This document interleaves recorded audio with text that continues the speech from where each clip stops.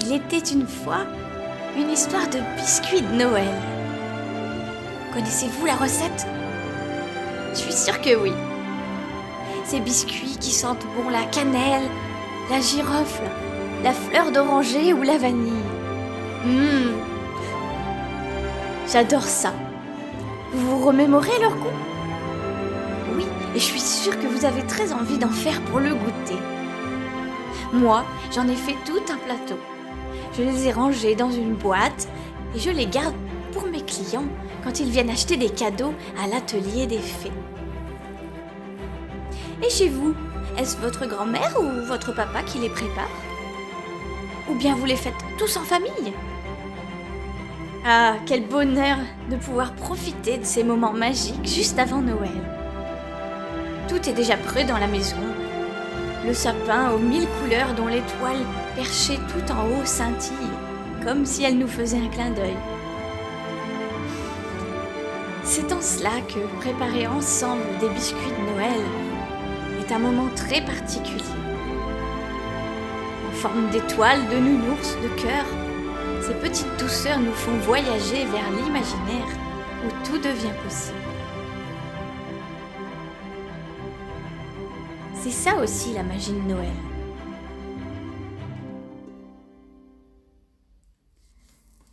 Bien sûr, les listes au Père Noël sont déjà toutes parties en direction du Grand Nord. Et de grosses chaussettes rouges et vertes attendent sagement suspendues à la cheminée. Et en attendant, on fabrique des décorations et on fait des biscuits. Le temps des vacances arrive enfin, et on sait bien que les jours qui précèdent Noël, ce sont les meilleurs moments, juste avant le grand jour. Car nous sommes impatients, joyeux, émerveillés et de bonne humeur. De bonne humeur ? Ah ça non ! Dit une petite voix dans le placard de ma cuisine. Qu'est-ce que c'est que ça ? Il n'y a personne ici, à part le chien qui ronfle sur son tapis. Pourtant, j'ai entendu une voix qui vient du placard à biscuits. Je me lève et j'ouvre le placard. Ah ! Qui es-tu ? Tu m'as fait peur, mais que fais-tu dans mes biscuits ? Le couvercle de la boîte s'était soulevé et je voyais une petite main ronde, une deuxième, et puis un visage tout aussi rond avec 2 pépites de chocolat à la place des yeux et un trait de confiture qui dessinait une bouche en colère. Ah ouais, salut! Désolée, je me suis cachée dans ta boîte à biscuits. Mais c'est que je suis partie de chez moi, voilà. Incroyable!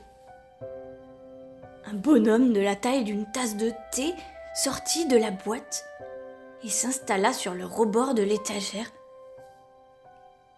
Les yeux ébahis de surprise, je me mis à rire. Non mais je rêve! D'habitude, c'est moi qui invente les personnages. Mais te cacher dans une boîte à biscuits ? Quelle idée saugrenue ! Dis-je au bonhomme. Mais non! C'est parfaitement logique. Je suis un biscuit. Regarde-moi, tu vois bien. Le petit bonhomme se mit debout et tourna sur lui-même en me montrant les petits boutons de son costume en pâte de sucre. J'approchai mon nez pour voir s'il sentait quelque chose. Mais tu es en pain d'épices. Je m'approchai plus près pour tenter de croquer un bout du bonhomme. Ah, ne touche pas. Oh, pardon, excuse-moi. Je suis un bonhomme de pain d'épices. Et je pensais trouver un peu de tranquillité dans cette boîte. Non d'un farfadet aux oreilles pointues. Ça alors, le bonhomme de pain d'épices croisa ses bras, fâché comme tout. Mais pourquoi tu boudes, petit bonhomme? Et comment t'appelles-tu d'abord? Son nom était Toumiel. Et Toumiel me raconta ses petits tracas. Mon petit frère et ma sœur m'embêtent tout le temps. Ils me piquent mes affaires. Et ils détruisent tout ce que j'ai construit. L'autre jour, mon petit frère a même écrabouillé mon château de sable. Et le chien a abîmé mon cahier d'école et mes dessins. Et puis ce matin, il y avait des crottes du lapin qui flottaient dans mon bol de lait. Alors que ce petit coquin à grandes oreilles était en train de faire pipi sur mes pantoufles. Mes parents me grondent tout le temps aussi. Parce que c'est vrai, je fais pas mes devoirs. Et j'invente des mensonges, mais c'est trop injuste ça. Et à l'école, j'ai tous mes copains qui se moquent de moi parce que j'avais une cape de Superman l'autre jour. Et par contre, j'avais pas le dernier portable. Totalement nul. Ils y connaissent rien, ceux-là. D'autres petits Toumiel étaient très en colère contre tout le monde. Et dans son petit corps en pain d'épices, ça faisait comme des fils électriques qui lui faisaient mal partout et le rendaient tout sec. Pas terrible pour un pain d'épices, hein. Il me dit alors qu'il ne voulait plus parler à personne. Comment pouvais-je l'aider? J'avais de la peine, car toutes ses émotions étaient coincées dans son corps et elles ne voulaient pas sortir. Quand je le regardais, je voyais des tubes accrochés solidement partout sur lui. Sur ses pieds, ses jambes, ses bras, son cœur et même sa gorge. Ces tubes longs et fins qui traînaient par terre derrière lui n'en finissaient pas de s'allonger. « Qu'est-ce que c'est que tous ces tubes que tu traînes là ?» lui dis-je. « Oh, ça, c'est tout ce qui m'énerve. Chaque jour, ils s'allongent un peu plus.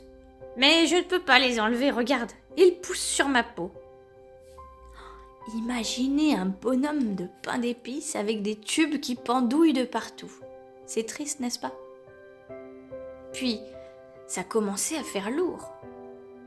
Et le petit bonhomme avait de plus en plus de mal à se déplacer et à sourire, à être joyeux, et à cause de ça, il allait gâcher tout son Noël.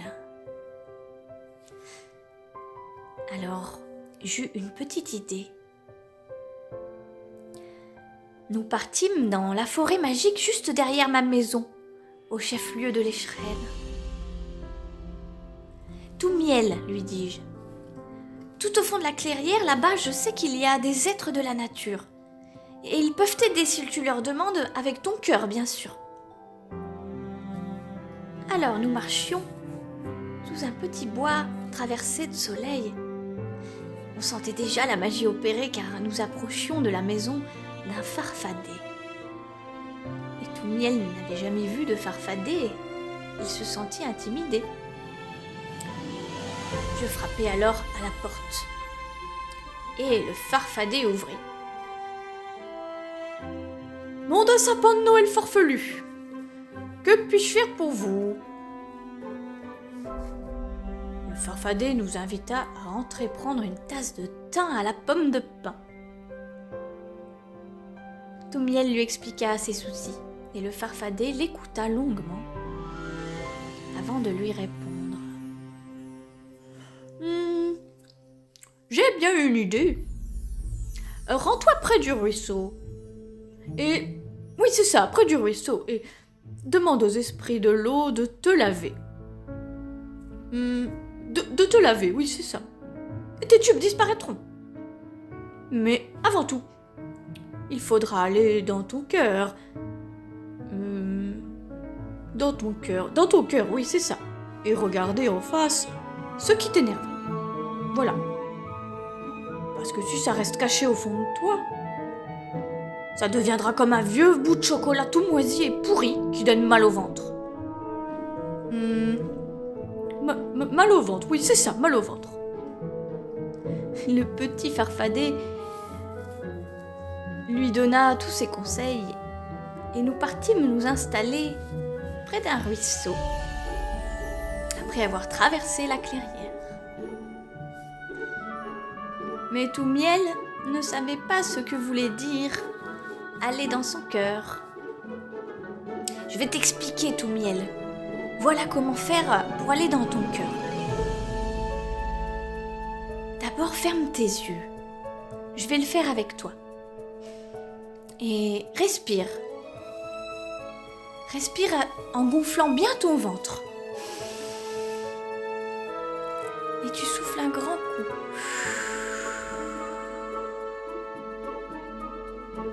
Voilà. Et maintenant, mets ton attention dans ton cœur. Écoute-le. Et vois une belle couleur magique y briller. Quand elle aura assez brillé, tu vas sentir une grande chaleur réconfortante. Tu vas voir. Continue de voir cette couleur.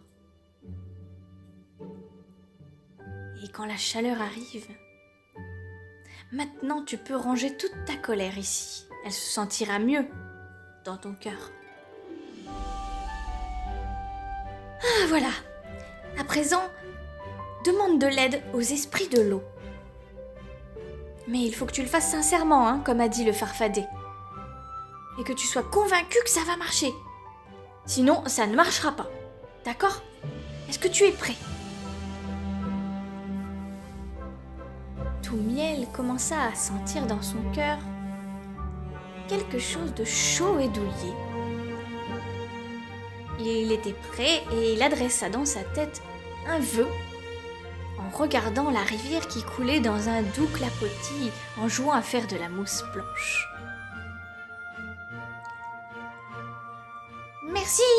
Merci les esprits de l'eau. Merci de m'aider, car je ne sais plus comment faire. Mais tu me pèses de plus en plus lourd, et cela attriste mon cœur. Soudain, dans les remous de l'eau, un visage féminin magnifique apparut.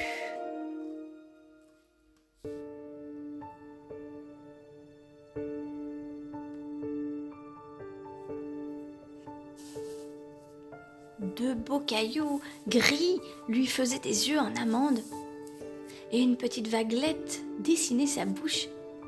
Et puis les bulles d'eau dans l'eau formaient une grande et sublime chevelure. C'était une ondine, une créature du monde de l'eau.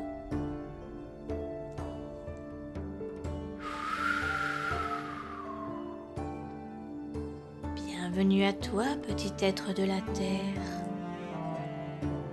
Quel est ton souhait ? Toumiel expliqua de nouveau ses tracas et s'avança dans le ruisseau pour regarder de plus près le visage dans l'eau.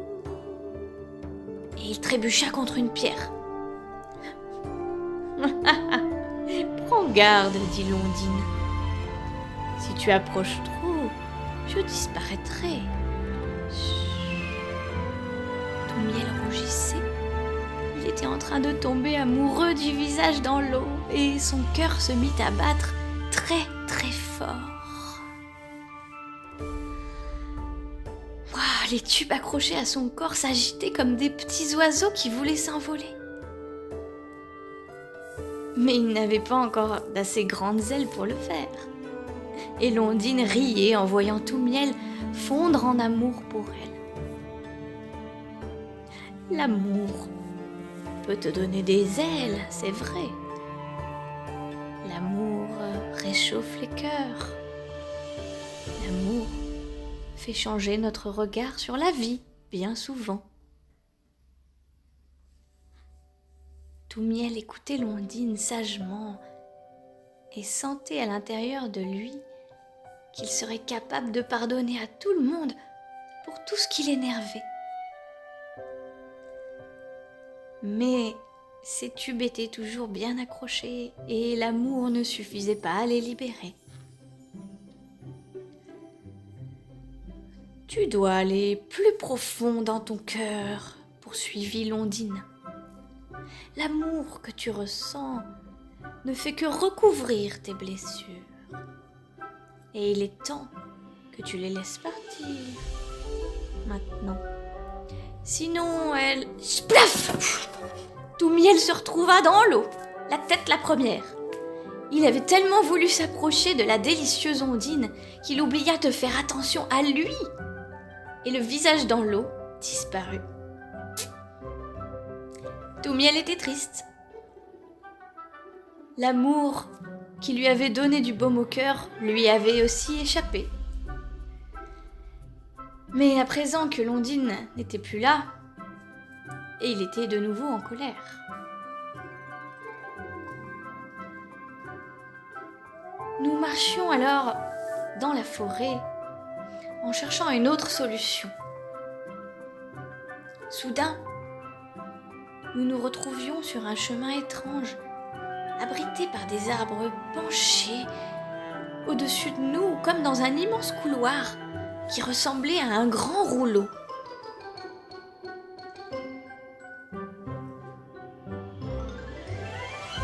Ici, nous commencions à percevoir des choses étranges. Des visages sur les arbres, des rires et des regards tournés sur nous. Et est-ce qu'il y a quelqu'un ? Dis-je à tout hasard. Bonjour, chers amis. Nous sommes la famille des arbres. Nous étions stupéfaits. Les arbres s'animaient de visages et leurs branches ressemblaient à des mains. Ils dansaient dans le vent avec leur feuillage tout en haut sur leurs cimes. Comme ils avaient l'air sympathiques, Toumiel interrogea ces arbres en leur expliquant ce qu'il ressentait, toute cette colère pour sa famille et ses copains. « Fais comme nous, dirent les arbres. Nous nous entraidons en toute situation. »« Mais vous disputez jamais ?» demanda Toumiel. « Nous nous disputons, parfois. Mais nous avons un gardien qui vient couper nos vieilles branches tordues par la colère, chaque jour. » Un gardien ? Oui. Si tu veux le rencontrer, il faut te rendre au bout du chemin et tu trouveras un autre arbre avec un trou dans son tronc. Ici habite le gardien qui coupe les vieilles émotions. Alors sans hésiter, nous nous rendions auprès de cet arbre, en traversant encore un autre sous-bois et une autre clairière. Et là, de loin, il semblait qu'un des arbres avait bien un trou, comme une grande entrée, une arche. Nous nous avançâmes, et à l'intérieur, une petite silhouette se distingua dans la clarté de la lumière.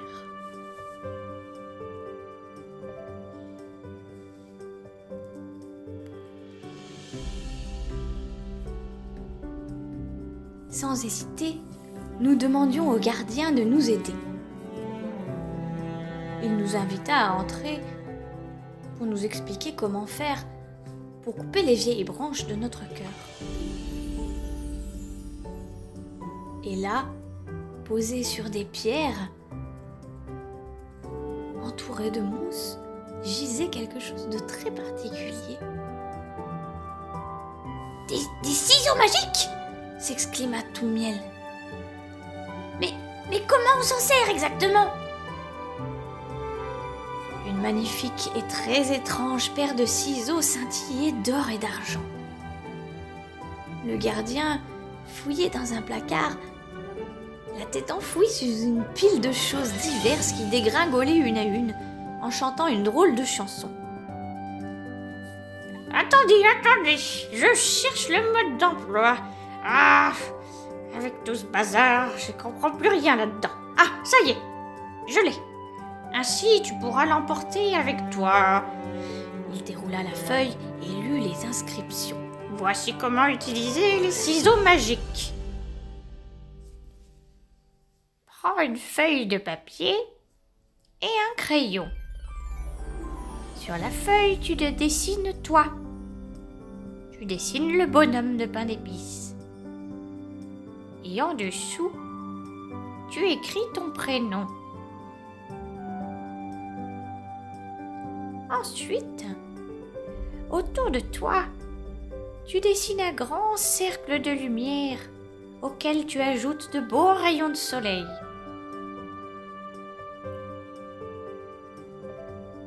Quand tu as terminé, à côté de toi, dessine l'autre personne, celle avec qui tu es fâché.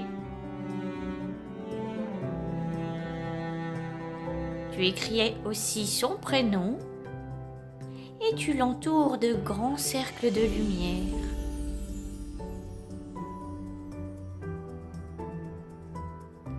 Quand cela est terminé, trace un autre cercle de lumière encore plus grand tout autour de toi et de l'autre personne, avec de beaux rayons de lumière jaune.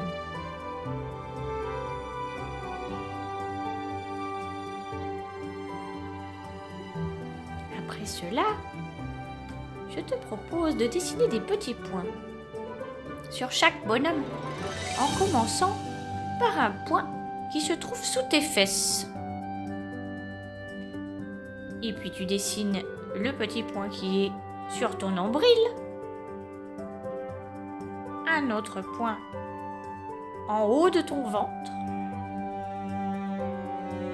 Le suivant sera celui de ton cœur. Puis vient le point de la gorge,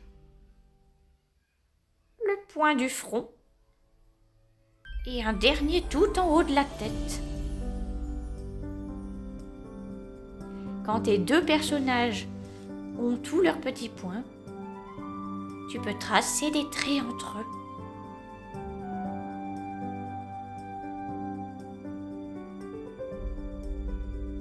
Ainsi comme sur le dessin, relie les personnages avec des traits.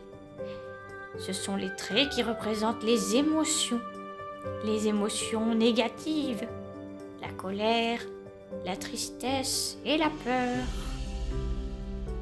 Pour l'instant, elles existent entre toi et l'autre personne.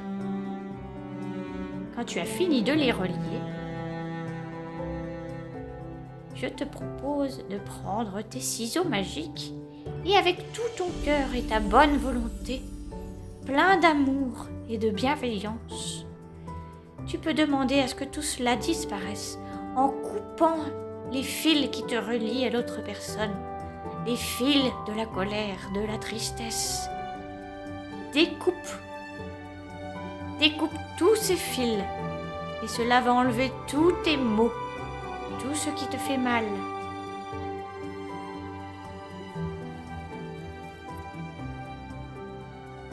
Décide dans ta tête et choisis de laisser partir ce qui s'est passé. Ainsi, tu feras de la place dans ton esprit et dans ton corps et tu retrouveras toute ta joie. Tes fils disparaîtront. Coupe, disait-il avec enthousiasme. Coupe, j'adore jouer à coupe. Toumiel était content. Il sentit dans son cœur une grande lumière lorsque les deux personnages furent totalement séparés grâce aux ciseaux magiques. Dans le cœur de Toumiel, plein de couleurs se remirent à circuler jusqu'à irradier dans tout son corps. Il se sentit tout léger et joyeux, retrouva son sourire de confiture et tous les tubes avaient vraiment disparu. Toumiel se mit à courir à grandes enjambées dans la forêt. Merci, disait-il. Nous repartions en emportant le mode d'emploi et le dessin de Toumiel. Notre petit bonhomme de pain d'épices avait le cœur ouvert et paisible, prêt à retrouver toute sa famille et ses amis, car il avait fait la place à l'intérieur de lui et il se sentait de nouveau heureux. Chez lui, il prit une paire de ciseaux dans son tiroir et décida qu'elle deviendrait elle aussi magique, comme celle du gardien de l'arbre, et qu'elle aiderait toute sa famille et ses amis à couper tous leurs tubes de colère pour les transformer en tourbillons de couleurs et de lumière, de quoi clignoter de magie aux côtés du sapin de Noël. Le soir venu, en préparant à manger, dans ma maison, j'ouvris un tiroir à cuillères et je me mis à rire en tombant sur une paire de ciseaux. Je savais que je ne regarderais plus jamais des ciseaux pareils à présent. Et depuis ce jour-là, moi aussi, je me suis mis à dessiner les personnes avec qui j'avais senti des émotions désagréables et couper tous les fils qui m'attachaient encore à ces vieilles situations passées. Et au loin, dans mon placard à biscuits, j'entendis une drôle de chanson.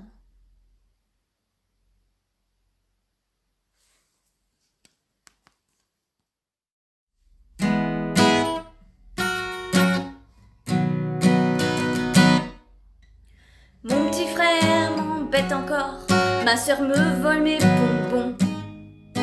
Ça fait tout gris dans mon cœur, ah là là, ce qu'ils sont méchants. Le chien a mangé mon dessin et le lapin a fait pipi sur ma cape de Superman, oh non. Aïe aïe aïe, ça fait mal, mon cœur est chagrin, la journée gâchée. Je coupe, tu coupes et on coupe tous ces mots. Top au petit bobo, passe-moi les ciseaux. Et je coupe, tu coupes et on coupe tous ces mots. Stop au petit bobo. Papa me dispute encore car j'ai pas fait mes devoirs. Maman me punit aussi car je lui raconte des bobards. À l'école, mes camarades se moquent un peu de moi. Tout ça parce que j'ai pas le dernier portable, ouais. Aïe aïe aïe, ça fait mal d'être le vilain petit canard. Je coupe, tu coupes et on coupe tous ces mots. Stop au petit bobo, passe-moi les ciseaux. Et je coupe, tu coupes et on coupe tous ces mots. Adieu les bobos.